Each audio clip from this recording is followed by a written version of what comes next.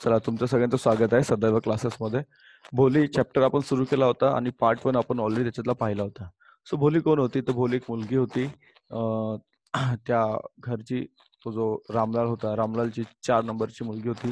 दिसायला सुंदर नव्हती आणि तिची तब्येत तब्येतसुद्धा एवढी काही खास म्हणजे तब्येतसुद्धा नव्हती. त्यामुळे तिला आणि तेव्हा तिला तिथे शाळा उघडली होती आणि त्या शाळेमध्ये तिला पाठवण्यासाठी तिलाच पाठवायचं होतं. कोणाला? भोलीला. तर इथपर्यंत आपण पाहिलं होतं. भोली शाळेत गेली. तिला कळालं, की शाळा ही काहीतरी वेगळं असतं, की आपण रेग्युलर तिला म्हणजे शाळा आता मला माहीतच नव्हतं काय असं. तर पार्ट 1 आपण पाहिला. पार्ट 2 सुरू करूया बघा इथे. लक्ष द्या. सो दस द इयर्स पास्ट. आता भोली शाळेत गेली.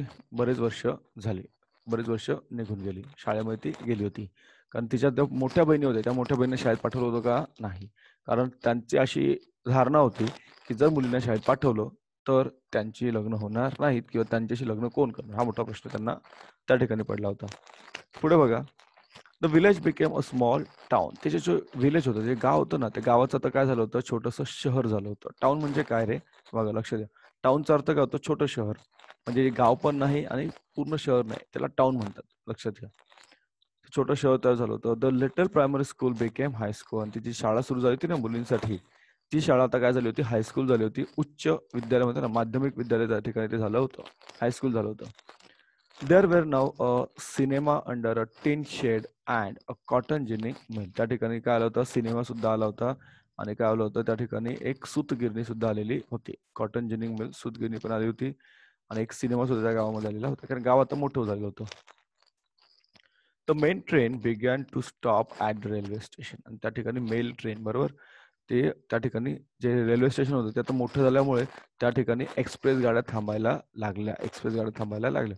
तुम्हाला माहीत असेल, तुम्ही जेव्हा ट्रेनने प्रवास करता, तर जे एक्सप्रेस असतात ना किंवा मेल असतात, मेल ट्रेन, हे काय करतात? मोठी-मोठी शहरं घेतात. समजा इथे एक मोठं शहर आहे, तर आपलं मोठं स्टेशन आहे ते घेतात. त्यानंतर बी घेतात. म्हणजे मोठं असेल. त्याच्यामध्ये सुद्धा बरेच स्टेशन असतात. पण हे जे काही मेल ट्रेन असतात ना, छोटे-छोटे स्टेशन घेत नाही ते.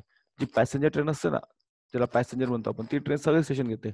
परंतु ही ट्रेन घेत नाही. जसं आपल्याकडे मुंबईमध्ये बघा, तुम्ही ऐकलं असेल फास्ट लोकल आणि स्लो लोकल, फास्ट लोकल आणि स्लो लोकल, फास्ट लोकल आणि स्लो लोकल. तर फास्ट लोकल सगळे स्टेशन घेते का? नाही घेत. त्याप्रमाणे वन नाईट, एके रात्री काय झालं? आफ्टर डिनर, डिनर झाल्यानंतर, रात्री जेवण झाल्यानंतर, डिनर म्हणजे रात्रीचं जेवण. Ramlal said to his wife. Ramlal आपल्या बायकोला म्हणाला. काय म्हणाला? बघा. Then sorry then shall I accept Bishambar's proposal. तो म्हणतो बिशंबरचं प्रपोजल मी स्वीकारू का? Yes certainly. प्रपोजल म्हणजे काय? प्रस्ताव. His wife said Bholi will be lucky to get such a well to do bridegroom. आता भोलीसाठी काय करायचं होतं त्यांना? भोलीसाठी काय करायचं होतं बघा, तर लग्नासाठी त्यांना नवरदेव त्यांनी भोलीसाठी पाहिलेला होता. बरोबर? बरेच वर्ष निघून त्या ठिकाणी गेली होती. अ बिग शॉप, एक मोठं दुकान. अ हाऊस ऑफ हिज होम, स्वतःचं घर. I hear several thousands in the bank. बँकेमध्ये पण कितीतरी हजारो रुपये बँकेमध्ये आहेत. कोणाच्या? त्या भोलीसाठी जो मुलगा बघितला ना त्यांनी, त्या भोलीसाठी जो ब्राईडग्रूम बघितला, नवरदेव बघितला, त्याच्यासाठी त्याच्याकडे एवढं सगळं आहे. And he is not working for any and he is not asking for any dowry. Dowry म्हणजे काय? हुंडा. डावरी म्हणजे काय? हुंडा. ठीक आहे. हुंडा काय असो काय नाही याबद्दल मी तुम्हाला बराच वेळा सांगितलेलं आहे. डावरी म्हणजे काय? हुंडा. लक्षात घ्या.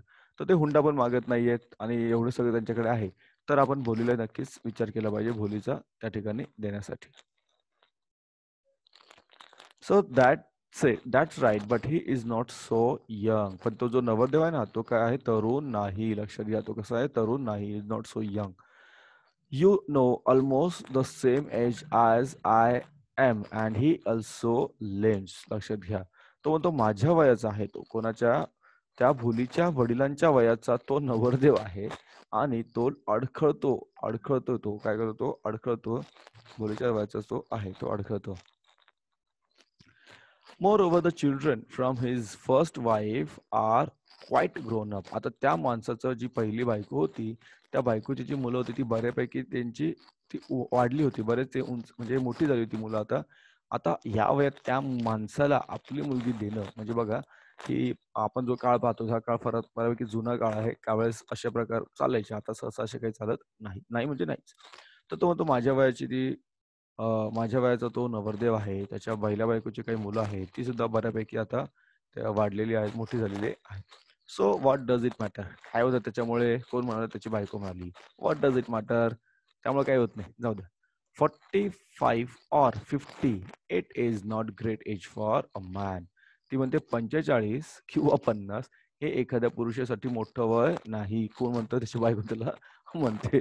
We are lucky that he is from another village and does not know about the pockmarks and her lack of sense.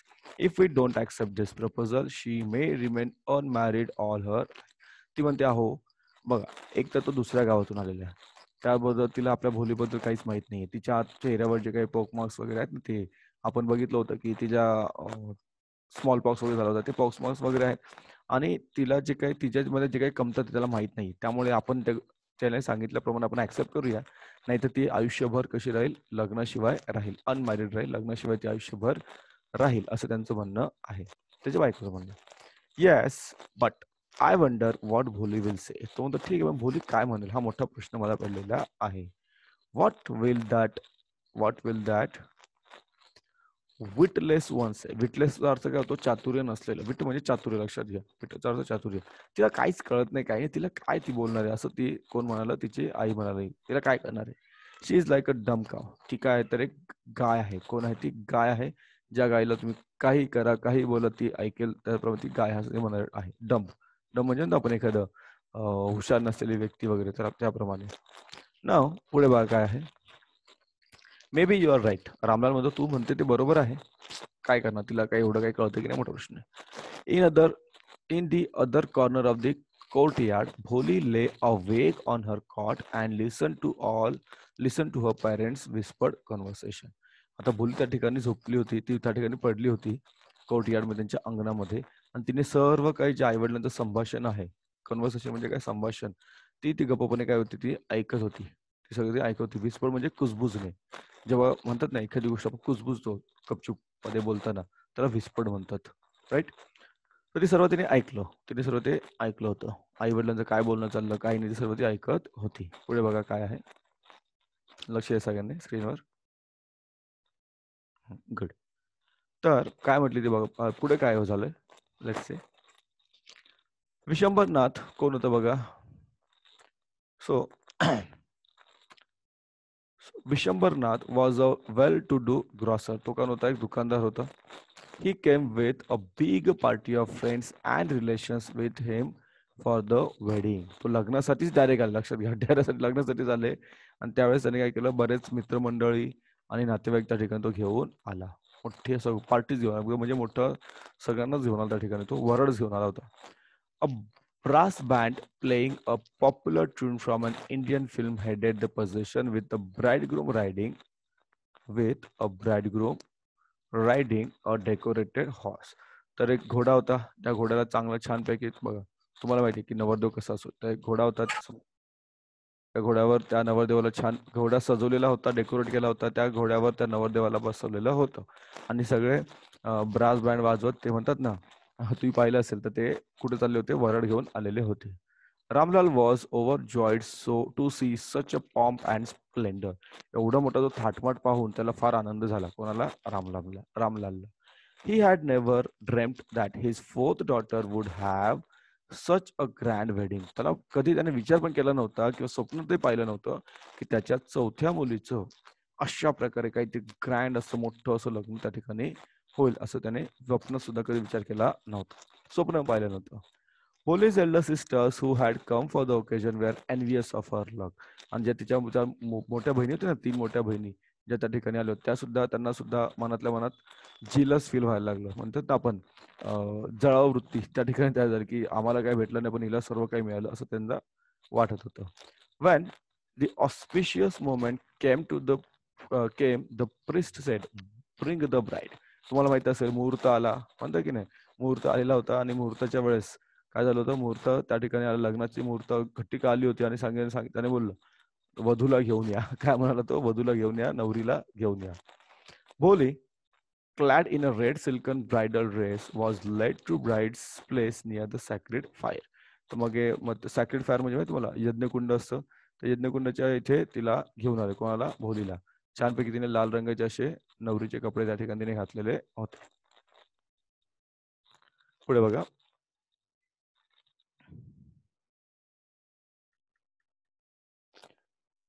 Yes. So garland the bride, बरोबर. मुलीला काय करा, मुलीला गळ्यामध्ये हार घाला. One of his friends prompted Vishambar. विशंबरनाथला म्हटलं अरे काय कर, मुलीला म्हणजे नवरीला काय हार घाल. The bridegroom lifted the garland of yellow marigold, बरोबर. तर असं पिवळ्या रंगाच्या झेंडूच्या फुलाचा हार होता तो, त्यांनी तो उचलला. A woman slipped back the silken veil from the bride's face. Vishamba took a quick glance.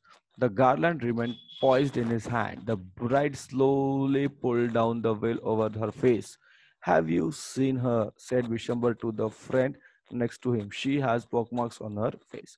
आता जसा तो त्याप्रमाणे बघा इथे याच्या काय दिसतं तुम्हाला की जसा तो तिला हार घालणार आणि त्याच्या चेहऱ्यावर त्याने पाहायला सुरुवात थोडंसं म्हणतात ना, त्या एका बाईने काय केलं, तिचा घुंगट असतो ना तो, तर घुंगट काढला आणि तिने चेहरा पाहिला, तेव्हा म्हणतो अरे हे बघा हिच्या चेहऱ्यावर काय आहेत, पोकमार्क्स आहेत, काय तर ते डाग वगैरे तिच्या चेहऱ्यावर पडलेले आहेत. So what, you are not young either. ते काय झालं, तू तरी कुठे तरुण आहेस, तू पण म्हातारा आहेस. Maybe, but if I am to marry her father must give me 5,000 rupees. ठीक आहे ना, असू दे ना, मी म्हातारा आहे, मान्य माझा, मी तरुण नाहीये. पण मला जर या मुलीशी लग्न करायचं असेल तर तिच्या वडिलांनी मला किती रुपये दिले पाहिजे? 5,000 रुपये दिले पाहिजे. काय दिलं पाहिजे? 5,000 रुपये दिले पाहिजे. असं कोण म्हणाला? तो विशंबर म्हणाला, नवरदेव म्हणाला. ज्या ठिकाणी तो उभा होता तो नवरदेव, त्या ठिकाणी मला 5,000 रुपये त्याने दिले पाहिजे. Ramlal went and placed his turban his honour at the Vishambar's place. जसं पिक्चर मध्ये बघतो ना आपण, तसंच रामलाल काय केलं, पटकन तिकडे धावत गेला. त्याने आपल्या डोक्याचं पगडी, टर्बन म्हणजे पगडी, फेटा, बरोबर, तो त्याच्या पायाशी ठेवला. कोणाच्या? नवरदेवाच्या, विशंबरच्या. डू नॉट ह्युमिलेट मी, माझा असा अपमान करू नका. ह्युमिलेटचा अर्थ करतो पुट टू शेम, असं मला अपमानित करू नका, माझी सर्व इज्जत वाया घालू नका. Take 2,000 rupees. मी तुम्हाला 5,000 रुपये नाही तर मी तुम्हाला 2,000 रुपये देतो. 2,000 रुपये घ्या आणि या ठिकाणी माझ्या मुलीशी तुम्ही लग्न करा, असं त्या तो म्हणाला. No, 5,000 or we go back. Keep your charter. नाही 5,000 रुपये द्या, नाही तर आम्ही निघून जातो. तुमची मुलगी तुम्हालाच ठेवा. Be a little considerate please. अरे असं करू नका, थोडं समजून घ्या. इफ यू गो बॅक, जर तुम्ही मागे गेले, इफ यू गो बॅक, तुम्ही परत गेले, I can never show my face in the village. मी या गावामध्ये माझं तोंड दाखवायच्या लायकीचं राहणार नाही. Then out with 5,000. ओके, ठीक आहे, घ्या 5,000 रुपये घ्या. नाही, तो मला ठीक आहे, मग घेऊन ये 5,000 रुपये घेऊन ये. जर तुम्हाला एवढी तळमळ आहे, कळकळ आहे, तर 5,000 रुपये घेऊन या. Tears streaming down his face, Ramlal went in. बिचारा रडायला लागला, चेहऱ्यावर पूर्ण अश्रूच्या धारा बसवल्या आणि रामलाल आतमध्ये गेला. Open the safe, counted out the notes, he place the bundle at the bridegroom's feet. आतमध्ये गेला, पैसे मोजले, 5,000 रुपये घेऊन आला. त्या नवरदेवाच्या पायाशी त्याने 5,000 रुपयाचा बंडल ठेवला. किती रुपयाचा ठेवला बंडल? 5,000 रुपयाचं बंडल त्या ठिकाणी त्याने ठेवलं. पुढे काय झालं बघा.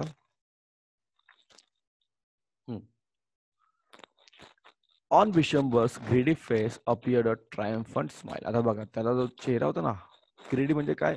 हावरा, बरोबर. ग्रेडी म्हणजे हावरा, लालची म्हणतो ना, त्याप्रमाणे. तर त्या चेहऱ्यावर एकदम असं म्हणतात ना, एकदम हसू उमटलं. त्याला असं बरं वाटलं, चला काहीतरी मला पैसे वगैरे मिळाले. He had gambled and won. Give me the garland. द्या, तो हार द्या, मी घालतो नवरीला. कोण म्हणाला? आता विशंबर म्हणाला. आतापर्यंत नखरे करत होता, आता पैसे मिळाले त्याला, तो आता आपला लगेच सुरू झाला, म्हणजे तयारीला लागला आपल्या पुढच्या. So once the well was slipped back from the bright face, but this time her eyes were not downcast. She was looking up, looking straight at her prospective husband, and in the eyes there was neither anger nor hate, but only contempt. Contempt म्हणजे काय? Hatred. तिरस्काराची भावना त्या ठिकाणी निर्माण झाली. तिरस्काराची भावना. तिला राग नाही आला, बरोबर. परंतु एक तिरस्कार होता आपण त्याला, तर असं तयार झालं. कारण ती सुरुवातीला ती शांत होती, बरोबर. ती गप्पपणे ऐकून सगळं ऐकलं तिने. पण जेव्हा तिने प्रकार पाहिला, तेव्हा मात्र तिला थोडं तिरस्कार त्या ठिकाणी निर्माण झाला. Vishwambar raised the garland to place it round the bride's neck, but before he could do so, Bholi's hand struck out like a streak of lightning, and garland was flung into the fire. She got up and threw out the well. Right?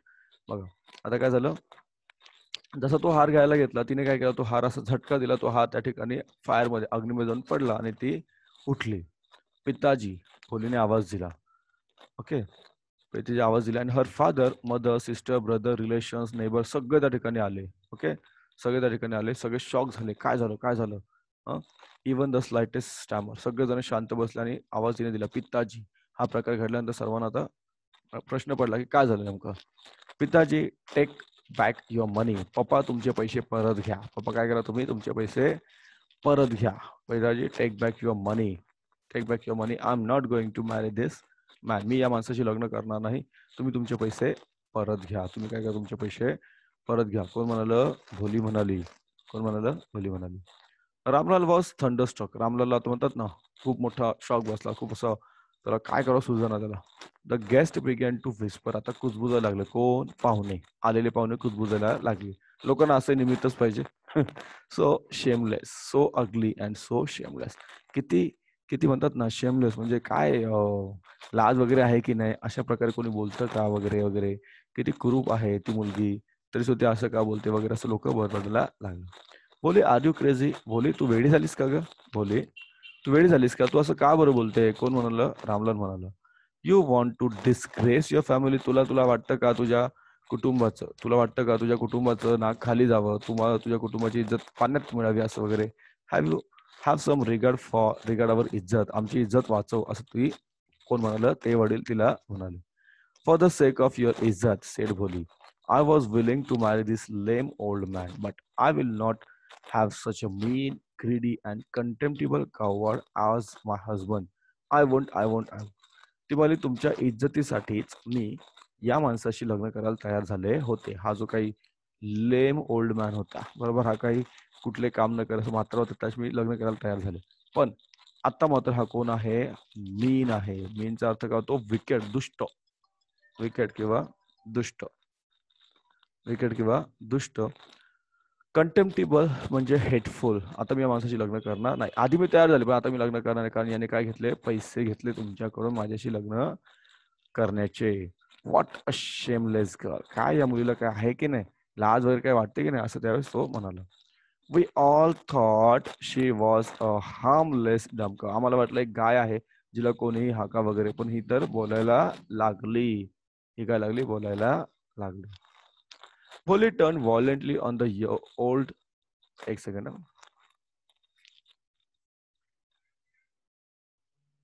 Yes.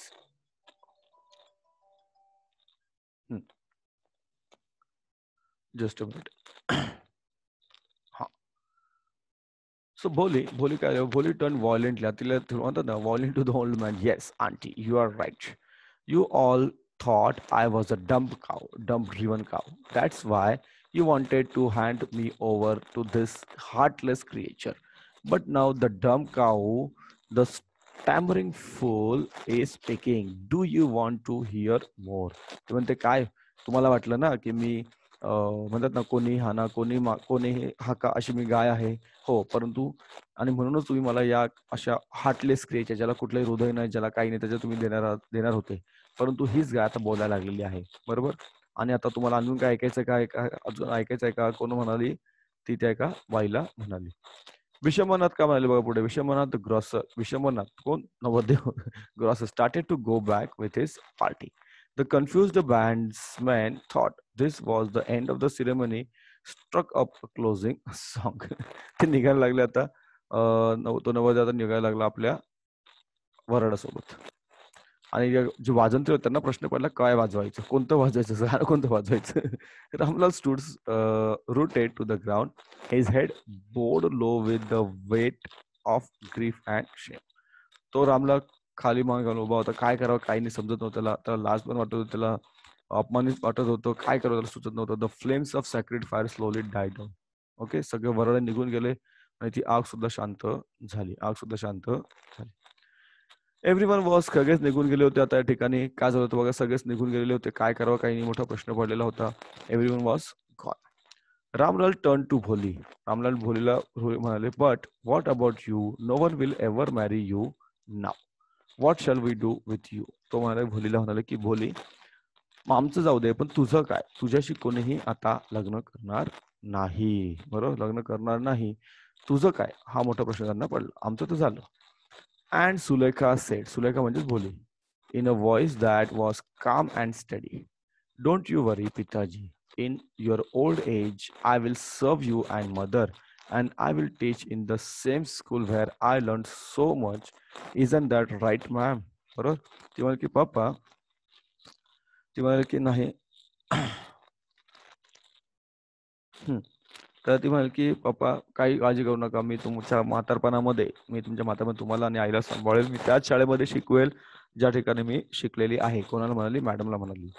The teacher had all along stood in a corner watching the drama. Yes, Boli, of course, she replied, and in her smiling eyes was the light of a deep satisfaction that an artist feels when contemplating the completion of the masterpiece.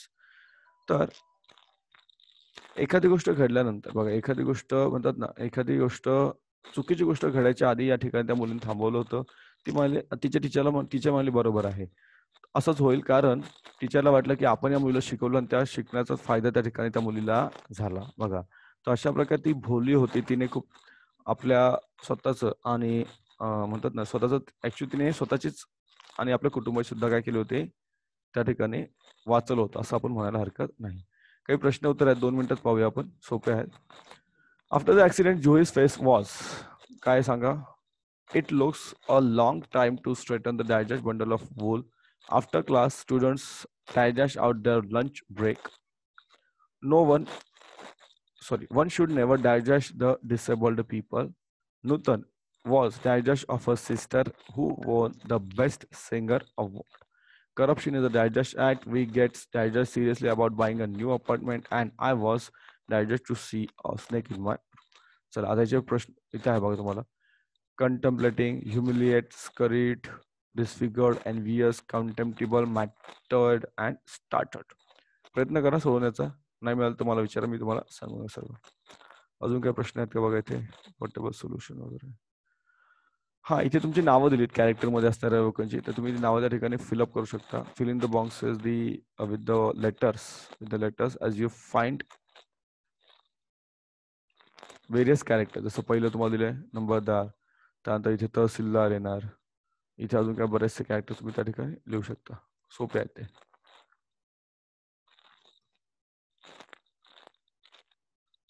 So how was she before the काय एक minute, before going to, एक minute.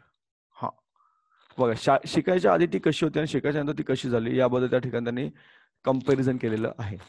तर शिक्षण घेण्याच्या आधी she was called simpleton, children made fun of her, mimicked her. आणि जेव्हा ती शिक्षण घेतलं, ती स्वतः काय झाली? कॉन्फिडंट झाली. लक्षात घ्या, शिक्षण आपल्याला कॉन्फिडंट बनवतो. And was able to utter her, स्वतःला नाव पण तिला घ्यायला शिकली. शिक्षण आपल्याला काय करतं? कॉन्फिडंट बनवतो, आपल्याला आत्मविश्वास निर्माण करतो. काय? शिक्षण म्हणून शिका. काय करा? शिका, मोठे व्हा.